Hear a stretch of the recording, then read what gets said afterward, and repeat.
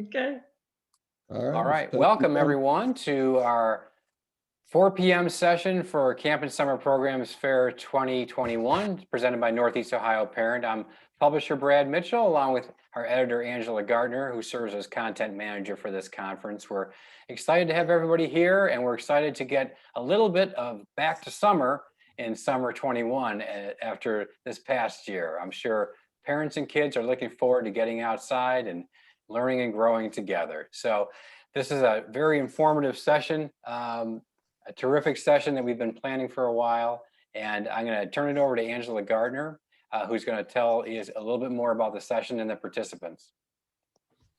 Well, I want to welcome Joe Mendes and Tracey Gaslin for coming here to Northeast Ohio Parent, the summer and program fair. We're going to be focusing on in this session is overnight camps and also some health and safety, especially regarding to COVID and overall for camps. So I want to go ahead and have Tracey and Joe introduce themselves. And then what I'll do is I'll do some housekeeping tips and then we'll start the conversation. So Tracey, I'm going to go ahead and have you introduce yourself first.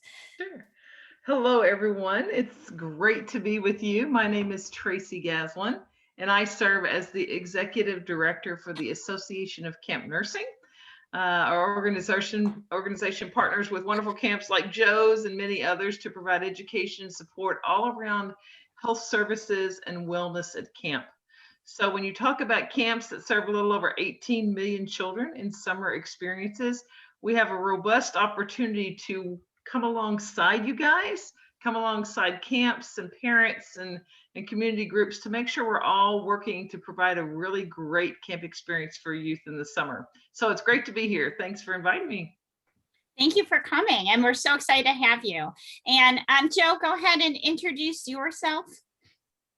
Sure. My name's Joe Mendes. I'm the director of Camp Roosevelt Firebird, which is an overnight residential camp down south of Akron in Appalachia. And I've been an educator all my life, going back to 1984 with a long camp history myself. My grandfather's sister even founded a camp, another story. But I've been doing this for a long time. I love camp. It changed my life. I have friends from that first summer when I was 10, so glad to be here. I know everybody's looking forward to getting back outside, trying to have some fun, and of course, being safe in this particular time in history. So we're glad to be here, and thanks for inviting us. Well, we are also excited to have you here. Again, we're going to focus on overnight camps, but before we do that, I'm just going to have some housekeeping tips to make sure everybody is muted throughout this session. And also, please go ahead and submit any questions for Joe or Tracey in the chat. We will go ahead and take a look at the chat and ask those questions as we go along. But the first question that I want to ask you guys is the importance just of overnight camp overall. Why is overnight camp important, especially this year? You want to do it, Joe? Go, Joe. I'll do it. All right. Especially this year. Well, I'll just go before this year because I think it's always important. When parents give their kids an opportunity to go to overnight camp, as opposed to day camp, you are giving them a gift because you are telling them, you can do this. You can go there, and I don't care if you're 7 or 15, kids will internalize the power that they have been away from their parents, that they have figured out how to do things and manage their lives, even though they're in the most nurturing, most attentive environment you can imagine, because at our camps, most ACA, American Camping Association camps, have a 3 or 4 to 1 ratio of staff to kids. So even though as a 10-year-old, you think, I'm making my decisions and I am making my bed and I am brushing my teeth at the right time, but they are guided and watched and they're safe, but they come home feeling so powerful. And just as a final aside, when I went to college at the age of 18, driving to University of Michigan from here in Cleveland, and feeling nervous and wondering, am I going to make it? I went back to that moment as a 10-year-old where I went to camp and knew nobody. And I thought back in my head, I did that, I can do this. So you're giving kids the power that they will never leave. That will be part of them. And speaking on that, you know, what is a typical overnight camper look like? Like what is kind of the age that you really start thinking about preparing your kids for overnight camp? Because, you know, some parents might have questions if they're setting it too young, or, you know, so what's kind of like the typical overnight camp age, and how can you prepare your kids for kind of thinking about going to overnight camp? Tracey, you want to handle that one? And then I'll I was going to say, you know, the age thing is, you know, some camps take kids very young, and some camps don't take kids to older, and it really is somewhat coincides with the structure and operation of that camp, right? So there's the beauty of camp. And we laugh and say the beauty of camp is that we're so different that you really can't define us, but we all use the word camp, right? So if you're a hiking and biking type of camp and you're going to be in the mountains hiking, the kids are probably a little older. If you're a special needs camp and you have a chronic health condition, and they may take your child much younger because they want your child to have a camp experience. We believe in the value of camp to the point that we are looking to find the best suited camp environment to set your child up for success. So yes, some of that is age dependent, but camps set that age range depending on what their structure looks like. So an art camp may look very different than a sports camp, which may look very different than a YMCA camp or a hiking camp. So the goal is to kind of match your child up with what their interests are, right? Or kids with like-minded interests or areas, because then they get to explore some of that. And then they come back and go, yeah, I thought I liked hiking, but no, not for me. I really liked arts and crafts, or I really liked the aquatics program. And so they get to kind of embrace something that they've chosen, but at the same time experience things out of their comfort level, as Joe has already alluded to. Putting people in healthy, uncomfortable situations is really productive, right? Until we're kind of squeezed a little bit to think and process and work through something, that's the only way we learn. If everything is easy and simple, we don't learn. So the camp is such a robust, wonderful way to get kids to be independent. When they climb the high ropes for the first time, or they do the swing, or whatever it might be, or swim across the pool for the first time, there's everybody there doing wonderful, positive peer influence. People say positive pressure, but it's a positive experience saying, we're so proud of you, you could do that. And that is such a powerful, as Joe's mentioned, influence on kids and their growth and development. Yeah, one thing I've noticed, I think kids are ready to come to camp at a younger age and than what their parents think. And I say that in no manner of being insulting or disrespectful to parents, but put me in a room with a kid who's 7 or 10 for about 10 minutes.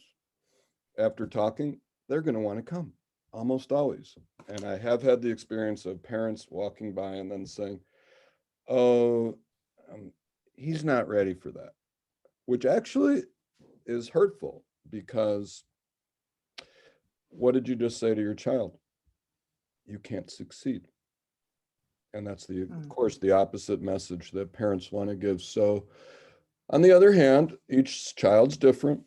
You know, if you're sending your kid to a YMCA camp, which are great, but may have 400 kids and may not be able to give the same amount of attention, maybe it's not the right choice.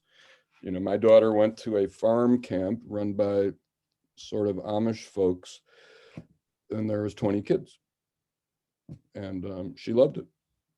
So what would you suggest? I've had 7-year-olds stay for 6 weeks. I've had 7-year-olds who really were not prepared, and you know, were still wetting the bed and which is fine, but other immature behaviors, they weren't ready. I mean, what do you suggest though?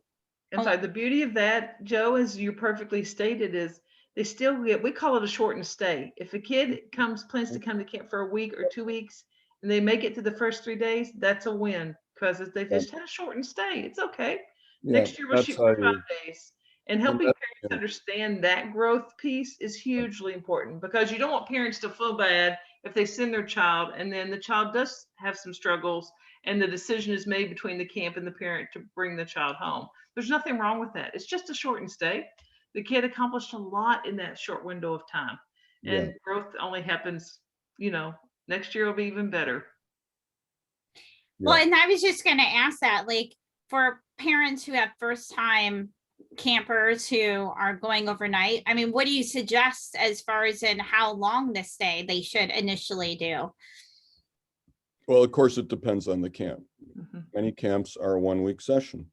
Some are 3 or 4 days. Some have like a rookie camp where you stay a couple days. Our shortest session in my case is 2 weeks. When I was a child, I went for 8 weeks at the age of 10, being a shy little bumpkin. To me, this is my bias. It takes 3, 4, 5 days to be comfortable. And after that, bam, all you need is 1 or 2 friends. And people say like 1 week at camp is a month. 2 weeks at camp is 2 months, because it is a never-ending sleepover and people make very intense lifelong friendships. If you're not there long enough, you start thinking, oh, I'm leaving in 2 or 3 days, so I might as well not try this thing, or I'm not going to put myself out there. So to me, 2 weeks is nothing. Well, I don't know. and the now this year it's a little different. I mean, parents will have a little bit more anxiety than just sending their kids to overnight camp. We also have, in order to make those friendships too, overnight camp might look a little different this year. So let's talk about how overnight camp will look this year, especially due to COVID, and how that impacts the child's camp experience. Yeah. Go ahead, Tracy. And then I'll talk.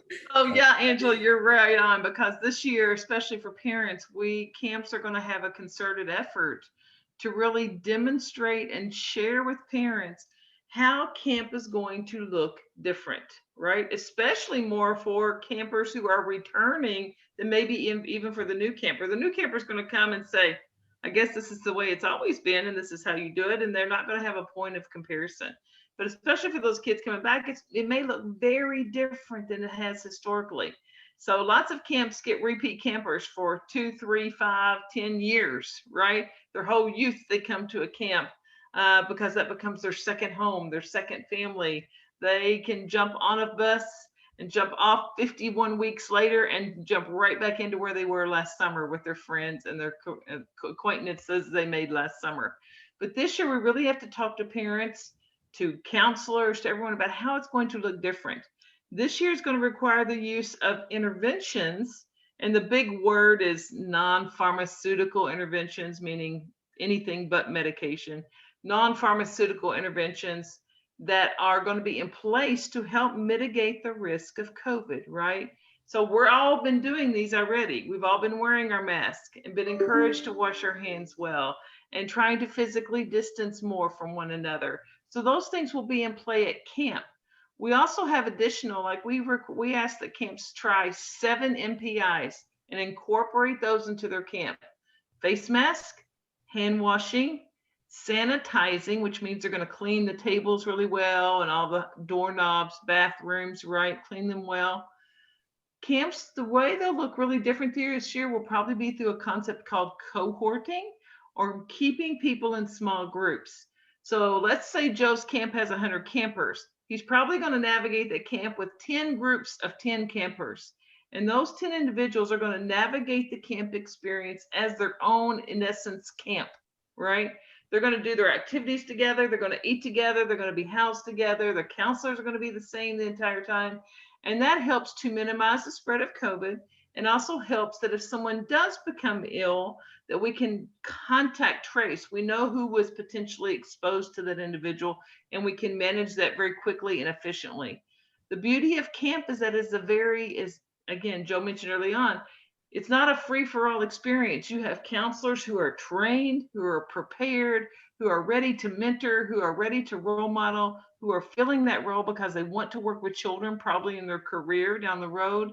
And so it's a much more organized and planned experience than probably anywhere else you'll send your kid in the summer.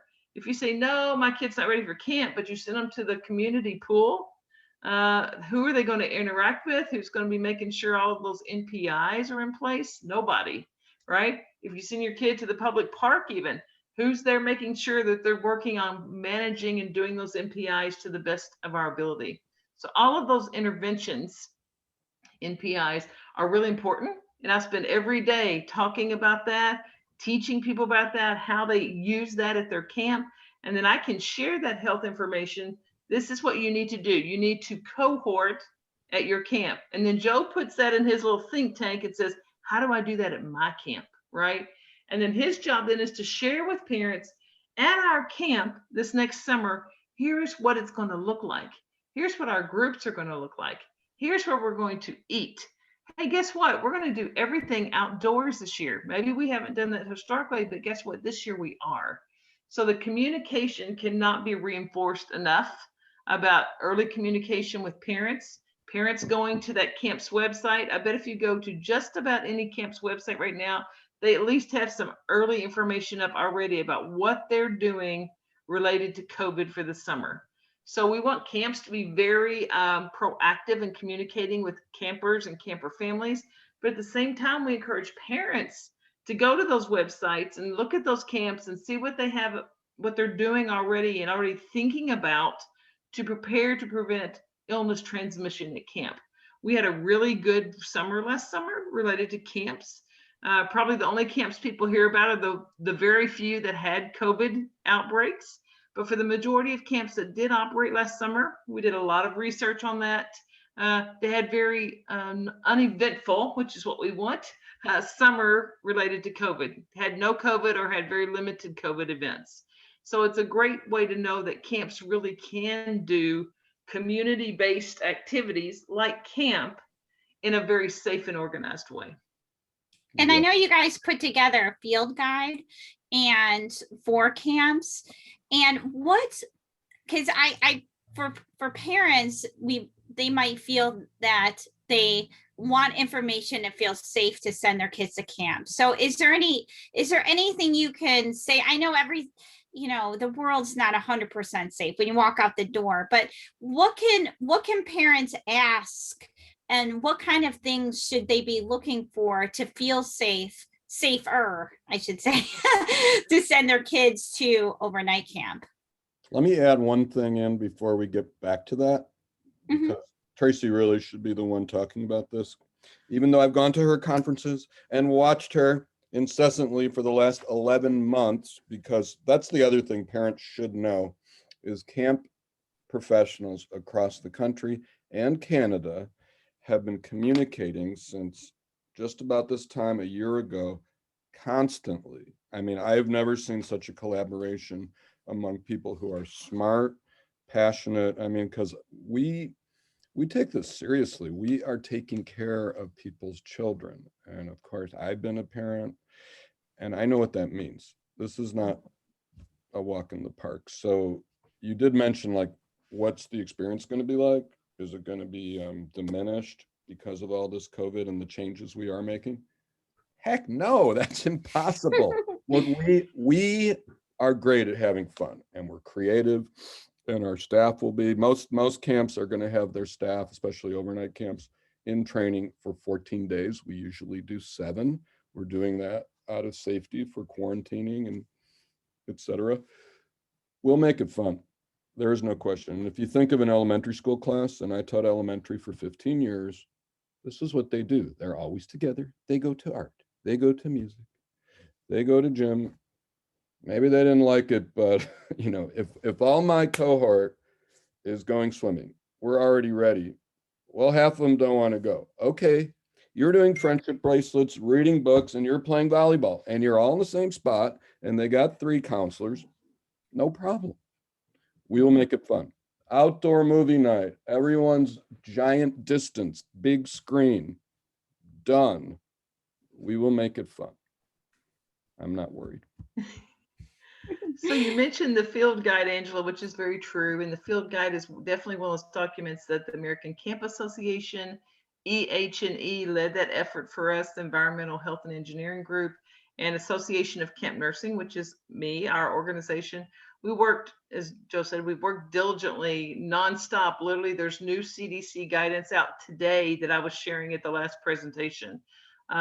But the goal is that all of that information are living documents, meaning they're constantly updated. Every time we get new information or new ideas or new evidence, we update those documents.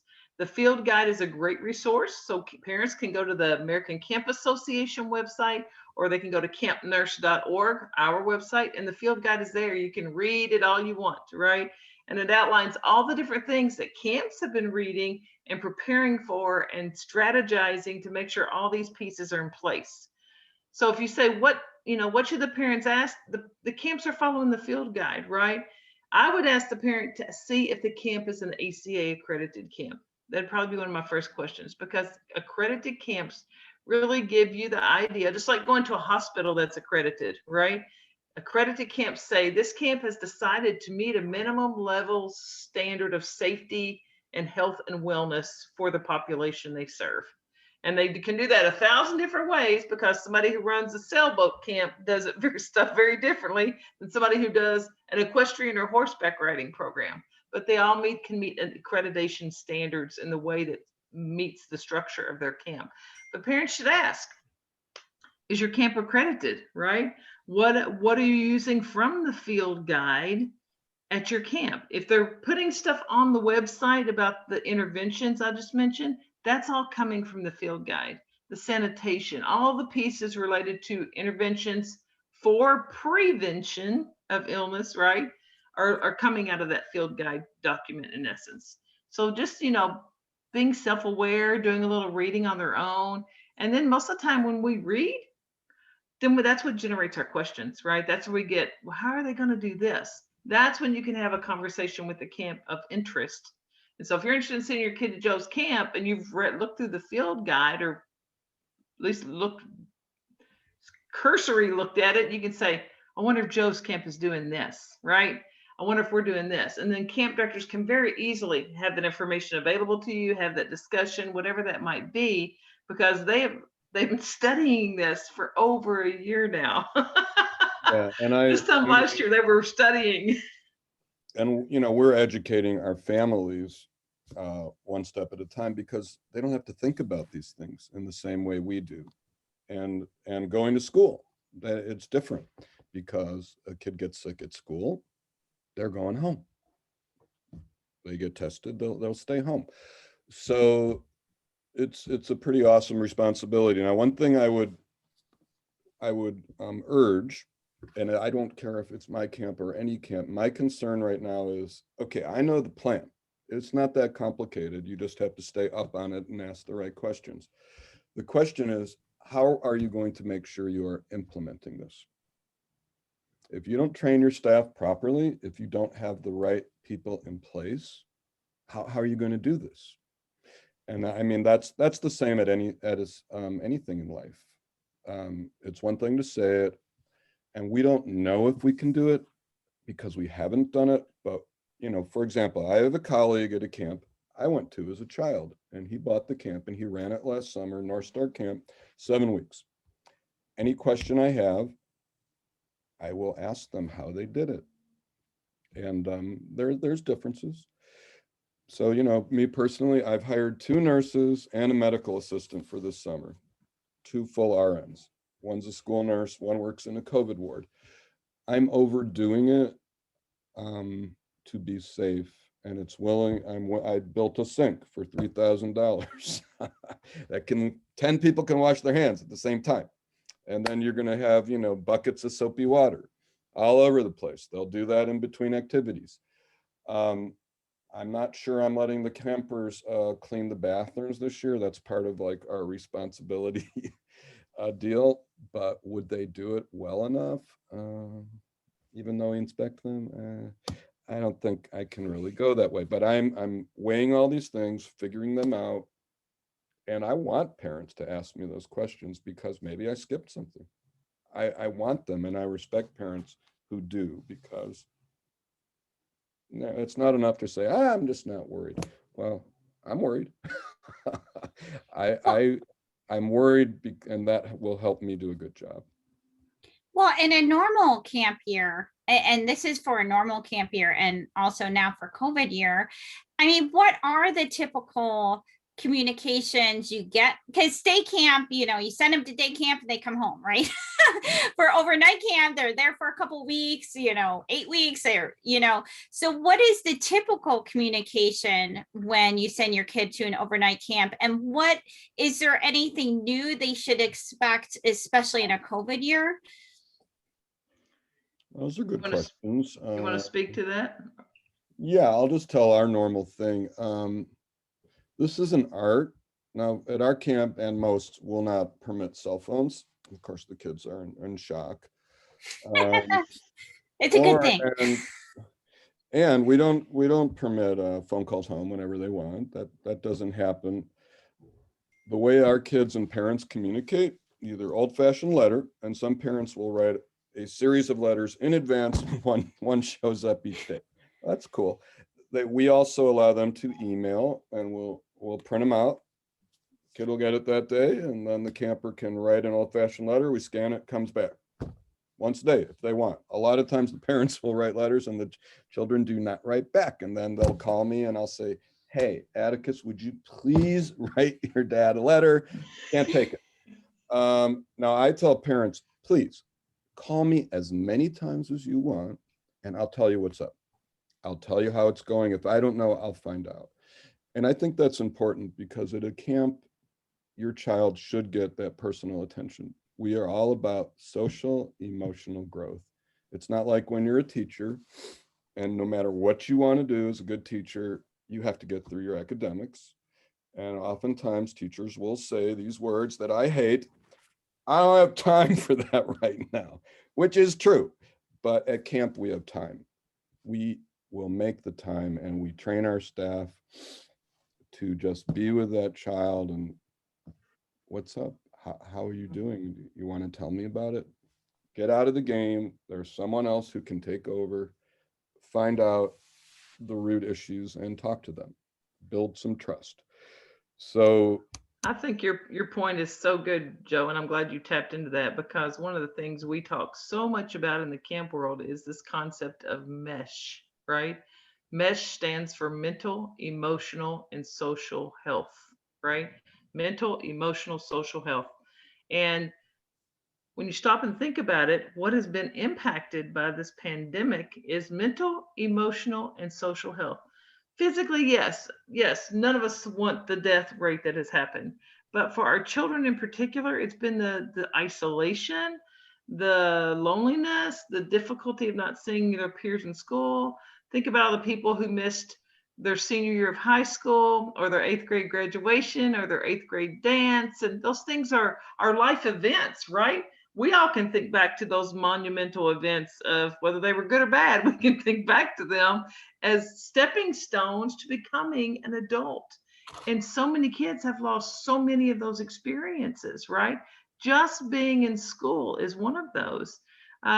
So we know that there is a significant need, and we work, as Joe mentioned, so hard and so very much focused on how to meet that mental, emotional, social health component at camp. Camp is considered what we call an immersion experience, right? So we immerse the kid in the culture of camp, which is connecting kids to one another and connecting kids to nature, right? Taking away the technology, right? Because we know that in essence, they're going to learn so much more when their head comes up and they look across the table at their friend and they tell jokes and they cut up like 7 and 8 and 9-year-old boys do in a dining hall. That's what they should be doing, right? So it gives us a chance to partly restore youth, but in more parts to enhance that mental, emotional, social health and growth. And that can only happen for youth being together, right? We have learned through technology that kids these days are more connected, right? You've heard this, more connected through their phones, their computers, and more lonely. Well, and it brings up another point too, where you know, for kids, they've been home with their parents all year. And as much as we like to think they love that, but maybe when they get to camp, there might be an additional toll from that because they're not used to being away. And especially for campers who might have, this is their first experience with homesickness, and homesickness has always been talked about at overnight camp. And so can we talk a little bit about how parents can help prepare their kids for homesickness before they go to camp, how you guys prepare, and if there's any, are you guys worried about any additional anxiety and along goes with homesickness with going to camp, especially this year? I'll jump in on that. Yeah, go for it. I think we both can talk Sorry, about that was a lot. Hopping at the bit. Well, I mean, first of all, and I've been talking to lots of parents, and one phone call from Pittsburgh last week was, you know, I think the kids were, I don't remember, 7 and 10, never been to an overnight camp. So I'm going through like, oh, we can get you a big buddy beforehand. I can do a Zoom call with a couple of campers and some staff members. We can, you know, we may have a work day down at camp where you can take a hike in the fall in a distanced way in the spring. Oh, we don't need any of that. We're sick of each other. I just want to get them out of here. And they want to go out. I feel, and I've also heard stories about kids just exulting that they're back in school, celebrating. I see going to camp as just a positive release. I'm not expecting a lot of anxiety from kids. I may be wrong, because I do think in some of their lives they've experienced trauma, whether a death or just hearing the incessant news, so that there's kind of a low level, perhaps, anxiety. But when they're busy and they're having fun and they're out there, I think it can fade away. It's the best medicine we can give. What do you think, Tracey? Absolutely. We tell people all the time when kids come to camp and the camp gate closes so that everybody's at camp. They don't see a TV for week, 2 weeks, 3 weeks, however long they're there. They walk away much happier than when they arrived. Every child, right? And the language we use around homesickness is 2 parts we do. One, we talk to parents about setting their child up for success ahead of time by not saying, now if you cry, I'll come get you. If you get upset, I'll come get you. That is not setting your child up for success. So we talk about the concept that a healthy camp starts at home, and we give parents in many camps, give their families a guide that says, here's the things we want you to start talking to your kids about before they come to camp. Here's what we want you to talk to your kids about before they get to us. And we have the same language, right? So we give them our language to share with their children.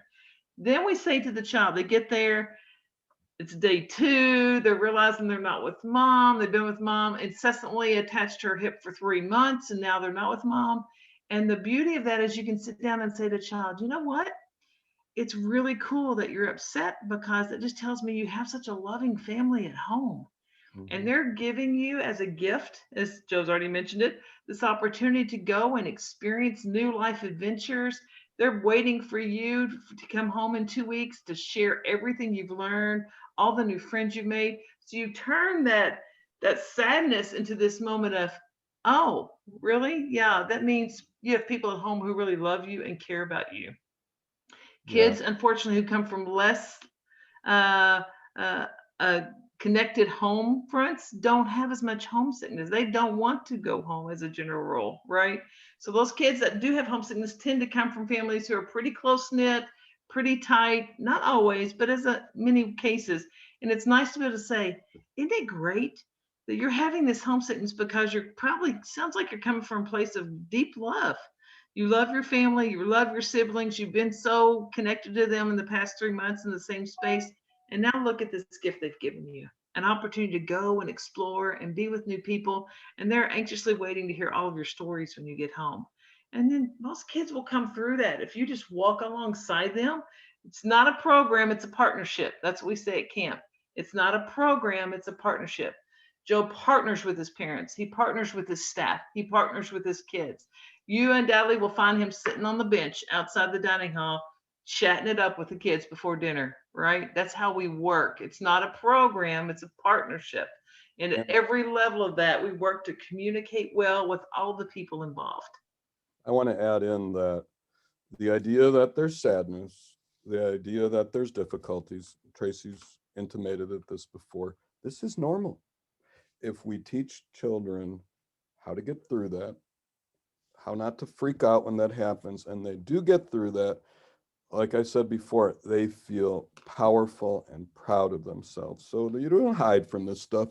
I believe conflict is a beautiful thing. This is where the true work happens. If you teach children how to face it, whether it's the conflict of I miss my family, I don't know what to do, I don't have any friends, or with another child, and they learn how to express themselves, how they feel. And that's one of the things we express to our kids is we expect you to be able to express your feelings. Now, maybe not at the time when they're in the wrong part of their brain and they're upset, but we use a system of community building. Number one, 80%, and 20% is something we called a conflict circle, where kids can bring a friend, a colleague, and we try to address whatever harm they're having, whatever sadness they're having, and help them really get healed and find peace and happiness. That's what we're doing. This is serious. This isn't just, I mean, for the kids, look, when I meet a kid, it's, you're going to make friends, you're going to do cool stuff, and you're just going to have so much fun. That's all kids want to hear about. And I can talk about that all day long, but when I talk to parents, it's no, this is all personal growth. This is a beautiful, serious thing that will help your child. Can't guarantee it, but and also the pre-work, to me, the most important thing is saying, you can do this. This is going to be great. Not, I'm going to miss you and your dog's going to miss you, and writing letters about the dog. And as soon as a child does get on the phone with their parent, which may happen sometimes when, like, I don't want someone to be miserable. And as a camp director and parent, we'll probably talk beforehand and say, okay, what are the goals? What do you want? And if they say, I want them to stay, I said, okay, well, we need to make a game plan, which includes a way to get off the phone. If your child gets on the phone with you and is crying and I hate this place and they're so mean to me and blah, blah, blah, how are you going to get off the phone? You need a plan to hear all that, to validate that, and then to transition and say, look, Joe's going to support you. We're going to talk about it. We have a plan to check in, but once the parent takes it off the table, you're not coming home. We made this deal. We'll support you. We'll help you. Once it's off the table, 99% of the time they make it and they have fun. When they realize, oh, well, I'm stuck here, I might as well make the most of it. And they're going to help me. And all I need is one or two friends. James was friends with the goat. That was his friend, his first year at camp for 2 weeks. This will be his 5th year. All he needed was that goat. And then 3 years later, he's giving the entire Martin Luther King I Have a Dream speech in front of the entire camp with a Mississippi inflection because his mom's from Mississippi. She was a civil rights activist. And he's famous now. He is the professor. Now, he got through that first summer with the goat. That was a success. And even if he left after 1 week, he had 6 days of success. And that's the way we would have communicated it. So homesickness, it's not a big deal. It should happen if you love your family. And then once you get through it, all good. Well, we have time for a couple more questions. The 2 questions I want to get to, the first one is really, I know we talk about COVID, right? But there's other things going on besides COVID. So let's talk a little bit about, you have a child who's going to camp. He might have a serious allergy. He might have some other medications. Tell what. Oops, my thing fell out. What kind of things should parents Sorry about that. Look at that. Okay, I'm gonna pop that right back in. So what can parents do? What can parents do to communicate with camps about those concerns? Well, I'll let Tracey pitch in afterwards, but this is not that complicated to me because any good camp will have a very extensive health form. We'll know everything. Do they have celiac disease? Do they need a nebulizer? Are they allergic to gluten? Peanuts? We don't have peanuts. We have sun butter. All of these issues should be out there. And besides all the medical, physical issues on our health form, we have all the social, emotional stuff.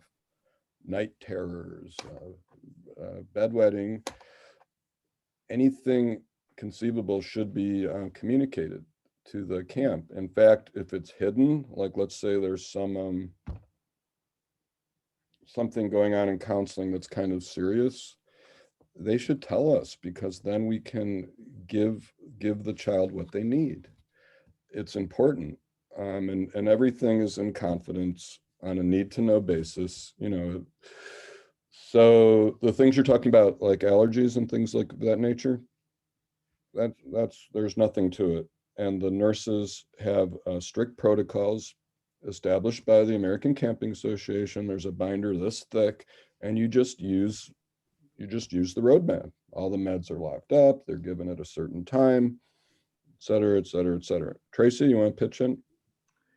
I think that, I mean, all of that is what Joe said is right. You know, the health application comes in, their health form is submitted, and it gives the camp the opportunity to review that ahead of time. So if there are allergies, if there are other issues, you can identify those. And if the healthcare provider says, I don't really understand, or I need more information, it gives them the chance to pick up the phone, make the phone call to the parent before they get to the door of camp, right? To say, let's talk a little bit more about what you meant when you said this on the health form, right? The other piece on the health form is really those elements that Joe's kind of alluded to about, hey, his grandma died last week before he came to camp. That's good for the camp to know, right?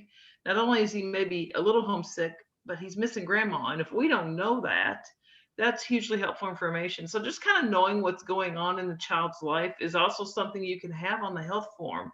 You know, there's a recent divorce in the family, or there's been some type of traumatic event.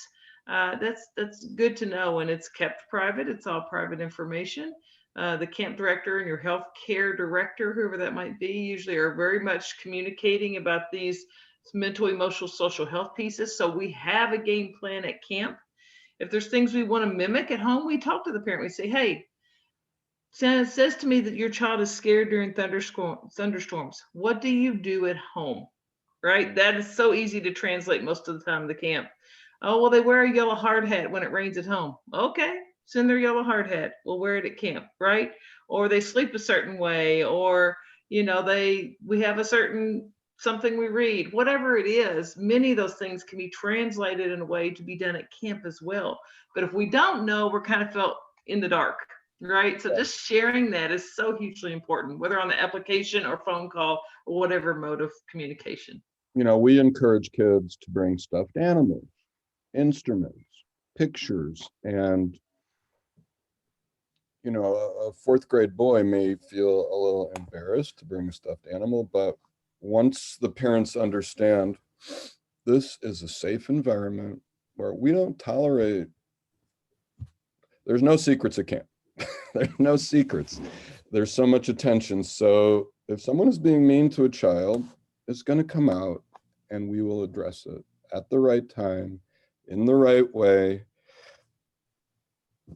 It's a beautiful thing to be able to go for a stroll with somebody who has made another person feel sad. And there's always a reason, right? There's always a reason why someone lashes out at someone else. And to get that out and to create an environment of safety, it takes care of the emotional, social stuff, or at least it's a start, because you can't heal everything. But yeah, go ahead. And to your point, though, like talking about like the camp checklist, this is my last question because we have to wrap this up. But my last question is that, you know, what is I hear a lot of stories myself from parents who have their kids went to camp for a week and the socks were still rolled how mom rolled it. So what are the things that parents can do? Is there a new camp checklist of what to pack, what to bring, especially with the health and safety measures that camps are doing? And how can parents really talk to their kids about what they pack and to actually use the stuff they pack? So I guess, yeah. I'll just a lot of this comes back to supervision and training, right? I mean, we know our kids are going to be wearing masks as far as I know right now. They won't wear a mask when they sleep, eat, or they're on the water, or sometimes during strenuous games. That's the way I understand it right now. All right, they're wearing it all these other times. They have to wash it every night. Therefore, they need 3 of them. And how are we going to differentiate whose mask is who? Because you're exactly right. There's underwear on the ground. There's here, there's there. Some kids aren't changing this and that. We have our kids clean the cabin every day and they get inspected. But there's a lot going on. Parents understand this. They might have 2 kids and their kids' bedrooms are a mess. Now imagine 8. So is the packing list different besides the masks? I'm not really thinking anything right off the bat. I don't know. Tracey, you probably thought. No, I think it's true from a packing list perspective. I am hopeful that parents won't care if they wear the same pair of socks all week, right? That's my thing, because they really are focused on such greater outcomes. And if they have a great camp director like Joe, who's already got a plan set up with them, and the goal is that the child stays, or the goal is that the child tries a new activity, whatever it may be, we're not going to get too upset if they wear the same socks all week. Okay, no big deal. It's camp. In camp, we kind of like dirt. We're kind of dirt people. We like nature. We like outdoors. We like being a little messy. So we find that, if you're looking for the ironing board at camp, you're going to be at probably the wrong place, because it's not our goal, right? So we hope we can stay focused on the really critical, important pieces of camp and why they're there. And if a kid does wear the same pair of shorts a few days, okay, they're going to be great and fine, just in the same way. I mean, speaking about the cabin, is the last question is, and maybe this for Tracey, what about, like, is anything different going to be in the cabin? Like, are the protocols for the new COVID is limited capacity in those cabins and making sure there's ventilation and everything like that when they're sleeping? Tell me about that a little. We don't have language around limited capacity. We don't talk about limited capacity. We talk about cohorts, right? So we don't say, hey, you need to per se limit your capacity. We say you need to travel as a small group. Now, whatever that looks like, so maybe that's 15 people, maybe that's 8 people. Everybody is kind of a diversified number around that cohort. But most cohorts are average 8 to 18 people as a general rule. So we don't really worry about capacity so much, as long as we're doing all the other things. So in the cabin, for example, we want to everybody wash their hands well. We want to sanitize our bathrooms. We want to do our best to keep people, their head and their feet 6 feet apart. So if you have bunk beds, the person on the top sleeps with their head down here. Person on the bottom sleeps with their head down here. And if you take your yardstick, 9 times out of 10, there's greater than a 6-foot distance from here to here. The heads are 6 feet apart. We have people help out with different activities. We put fans in the cabins. If they have windows that open so that there's screens and air can move in and out of the cabin, that's what we want. So what the camp directors like Joe are doing are looking at every component of their camp, whether it's the sleeping time, an activity time, an eating time, and they're saying, how many of those interventions can I use right now, right? How many of those interventions can I use in the cabins? How many of those interventions can I use in horseback riding? How many of those interventions can I use in the arts and crafts building, right? Whatever that is. And then how do I make adjustments to use more of those?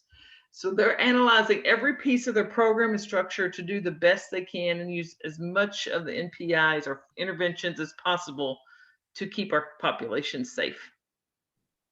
And I think, and Joe, I want you to speak on the last thing and we'll just wrap up with, how excited are camps to have kids back for activities and doing all the things? And, you know, what are you telling your staff about getting kids back to summer and real camp life?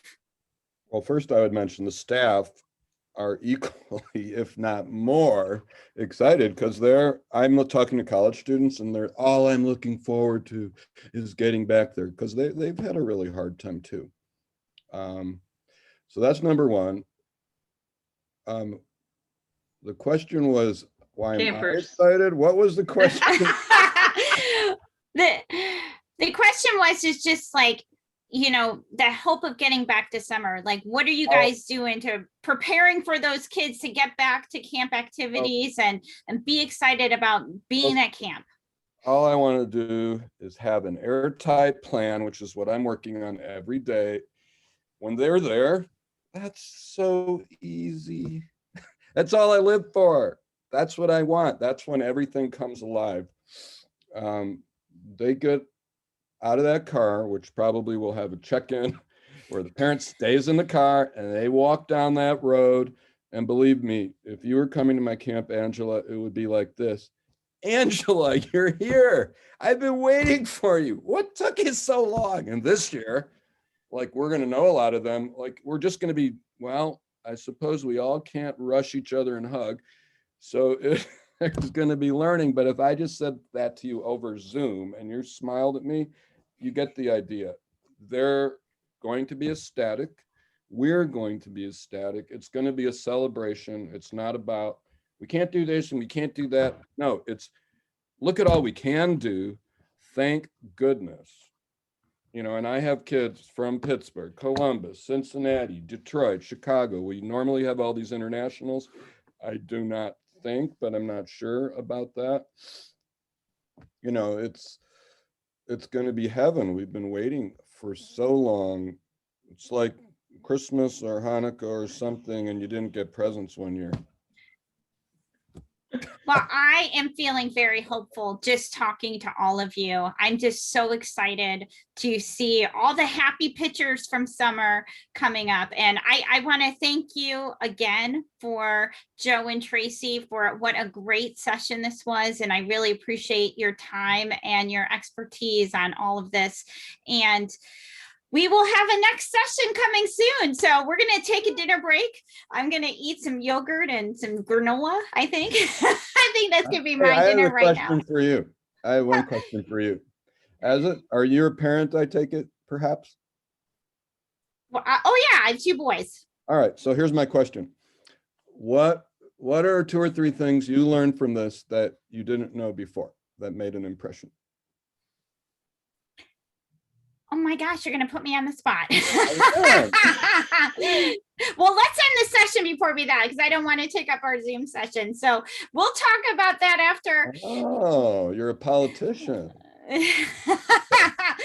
Well, we got to end the session for sure. But, no problem. But I really appreciate everyone. We will have a next session. We're going to have a dinner break and then we're going to have a session starting at 6 p.m. So our final sessions are 6 o'clock and 7 o'clock. But again, thank you so much, Joe and Tracey. I really appreciate your time here. And we look forward to seeing everyone in the next session at 6 o'clock. So thank you. Bye, guys.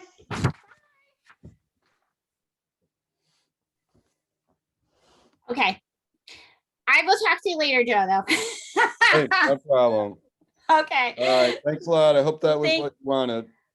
Perfect. Awesome. She was good, wasn't she? Yeah, you're both good. Of course, as usual. It's not anything I'm a surprise at. So you guys are awesome. Cool. Awesome. Thanks. Bye-bye.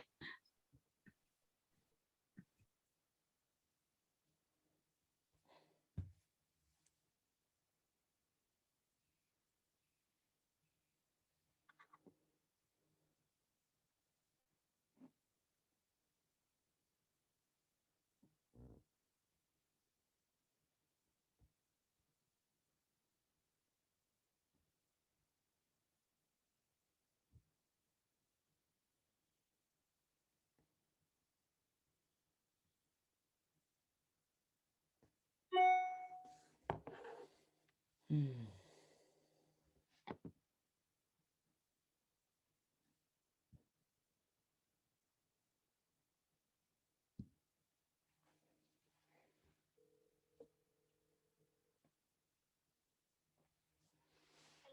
Aisha. Good. I just saw your text. I thought I'd call you, make it easier.